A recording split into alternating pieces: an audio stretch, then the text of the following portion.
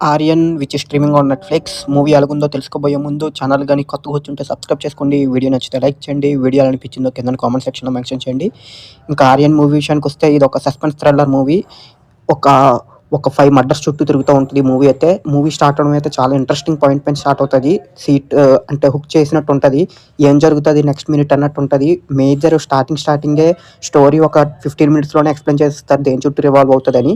Story విషయానికొస్తే ఇంకా opening scene story start అవ్వడం అయితే ఒక న్యూస్ రిపోర్టింగ్ ఛానల్‌లోని సెల్వరాఘవన్ గారైతే మర్డర్ చేసుకొని చనిపోతారు.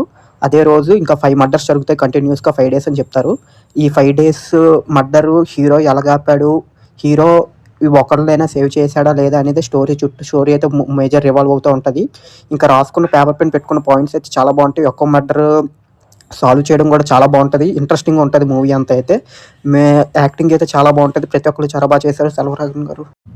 ఇంకా సాంగ్స్ బీజీఎం అయితే పెద్ద ఏమనిపియదు. మీకెక్కడ అంత ఏమి ఇంట్రెస్టింగ్‌గా ఉండదు. ఒక లవ్ స్టోరీ కూడా ఓన్లీ ఒక 5 మినిట్స్ సాంగ్ ఉంటది. ఆ సాంగ్ లవ్ కొట్టేస్తారు. లవ్ స్టోరీ లాగా ఏమి ఉండదు. మేజర్ అంతా సస్పెన్స్ థ్రిల్లర్ చుట్టే రన్ అవుతది.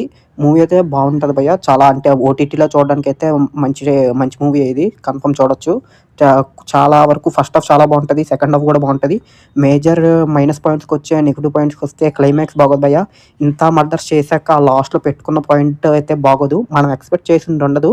మనం ఏదో ఎక్స్‌పెక్ట్ చేస్తాం అదుండదు. ఒక డిఫరెంట్‌గా స్టోరీ రాసుకున్నారు గానీ, అంటే దీని గురించి 5 మర్డర్స్ చేశారా అన్నట్టుంటది.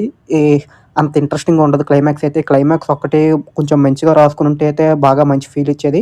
ఇంకా మూవీలో మేజర్ అయితే చాలా బావుంటది. స్టోరీ రాసుకోవడం అయితే పేపర్ పెన్ పెట్టుకున్న పాయింట్ అయితే ఒక డిఫరెంట్ స్టోరీ చెప్దాం అనుకున్నారు. స్టార్టింగే ఆల్రెడీ రివీల్ చేసేస్తారు ఏం జరుగుతదని. అది ఎండింగ్‌లో ఎన్ని మందిని సేవ్ చేశాడు హీరో ఒక్కళ్ళనైనా సేవ్ చేశాడా లేదా మర్డర్ నుంచి అనేదైతే మేజర్ స్టోరీ రన్ అవుతూ ఉంటది. ఇంకా ఒకళ మీరు చూడాలనుకుంటే నెట్‌ఫ్లిక్స్‌లో స్ట్రీమ్ అవుతుంది. Around 2 hours 20 minutes అలాగుంటది.